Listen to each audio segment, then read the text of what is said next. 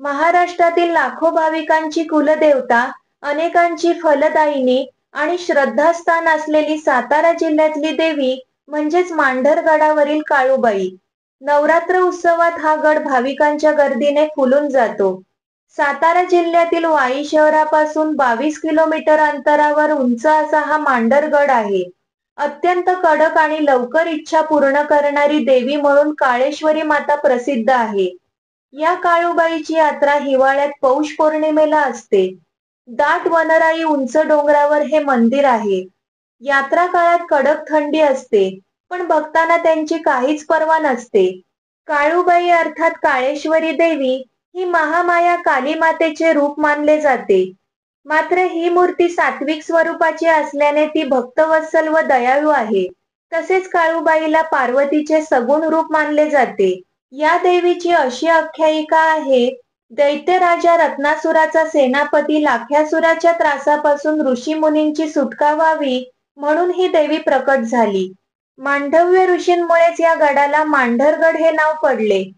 सतयुगात मांडव्य ऋषी गडावर यज्ञ करीत होते.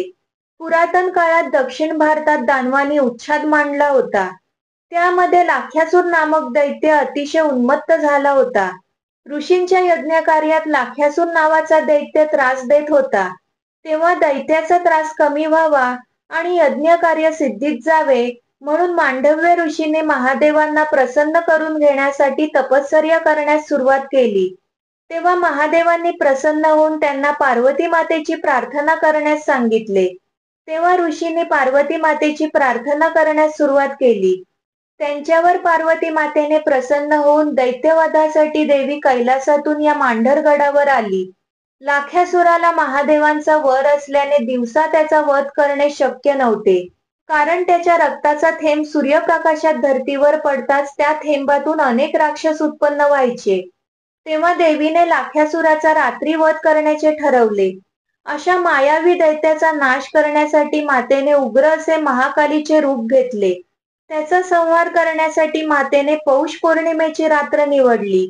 पौष पौर्णिमेच्या रात्री देवीने दैत्याला युद्धासाठी आवाहन केले व त्यांच्यामध्ये घमासान युद्ध झाले. देवीने लाख्यासुराचे शिर उडवून त्याचे सर्व रक्त प्राशन केले. त्यामुळे रक्ताचा एकही थेंब धर्तीवर पडला नाही व पौर्णिमेची रात्र असल्यामुळे सूर्यकिरणही नव्हते.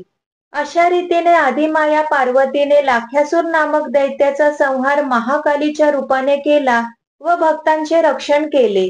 युद्ध कार्य उरकून देवी परत कैलासास निघाली आणि मांढरगड डोंगर चढून वर आली आणि ऋषीमुनी व भक्तजनांकरिता येथेच स्थानापन्न झाली. शाकंभरी पौष पौर्णिमेबरोबरच नवरात्र आणि दर मंगळवारी शुक्रवारी देवीच्या दर्शनासाठी येथे भक्तांची मोठी गर्दी असते. काळूबाईचे अनेक भक्तांना अनुभव आहेत. त्यांच्या मनातल्या इच्छा पूर्ण झाल्या आहेत असे खरे अनुभव भक्त आवर्जून सांगतात. तुमचा असा कोणता अनुभव असेल तर तो मला कमेंटमध्ये नक्की सांगा. तसेच डोंगरावर आल्यावर सकारात्मक ऊर्जा आणि आत्मविश्वास वाढतो. जीवनातील समस्या कमी होतात. अशक्य ही शक्य करते काळूबाई. भक्त इच्छेने आपल्या लाडक्या काळूबाईची मूर्ती घरी बसवतात. देवीने पौष पौर्णिमेच्या रात्री दैत्याचा वध केला आणि विजयी झाली, म्हणून आजही पौष पौर्णिमेला देवीची मोठी यात्रा भरते. या काळात लाखो भाविक देवीचे देवारे घेऊन गडावर येतात. ढोल झांज ही देवीची प्रमुख वाद्ये आहेत. भाविक गडावर चुली पेटून देवीला पुरणपोळीचा नैवेद्य दाखवतात. तसेच त्यांच्या सेवकांना मांसाहारी नैवेद्य दाखवतात. पौष पौर्णिमेच्या मध्यरात्री देवीचा मुखवटा पालखीत बसवून हजारो वाद्यांच्या गजरात देवीचा छबिना काढला जातो. देवीचा छबिना हा यात्रोत्सवाचे मुख्य आकर्षण आहे. बोला मांढरच्या काळूबाईचं चांग भलं, मांगीरबुवा गोंजीरबुवांचं चांग भलं, धावजी पाटलांचं चांग भलं, म्हसोबाचं चांग भलं, 9 लाख चेड्यांचं चांग भलं, वेताळ महाराजांचं चांग भलं, बोल हंकारा दे ललकारा चांग भलं चांग भलं.